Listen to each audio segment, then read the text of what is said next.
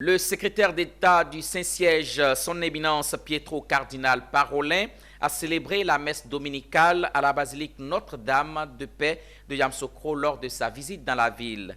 Puis, il s'est rendu à l'hôpital Saint-Joseph Moscati pour s'imprégner des conditions de travail. Il était accompagné du président du Sénat, de quelques membres du gouvernement ivoirien et des autorités de la ville de Yamoussoukro. Le reportage de Charles Kouakou est commenté par Marie-Christelle Zogueyi.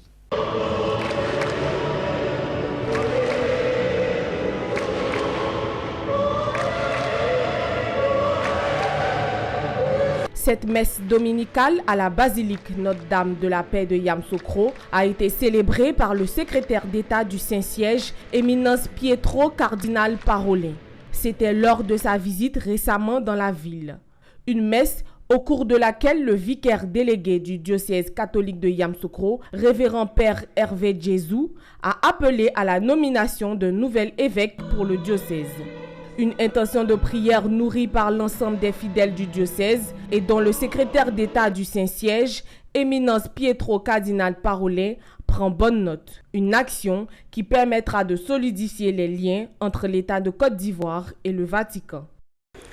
Disons, le bilan de la visite est très positif. Je suis en train de partir, mais je suis très content de ce que j'ai vécu et que j'ai pu faire ici.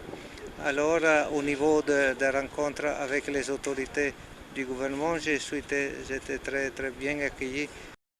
La visite du secrétaire d'État du Saint-Siège se poursuit après la messe à l'hôpital Saint-Joseph Moscati pour visiter les installations et les malades. Présent sur les lieux, le ministre de la Santé, de l'Hygiène publique et de la couverture maladie, Pierre Demba, a affirmé la volonté du gouvernement de soutenir activement la réforme de l'hôpital Saint-Joseph Moscati pour la rendre plus accessible aux couches défavorisées.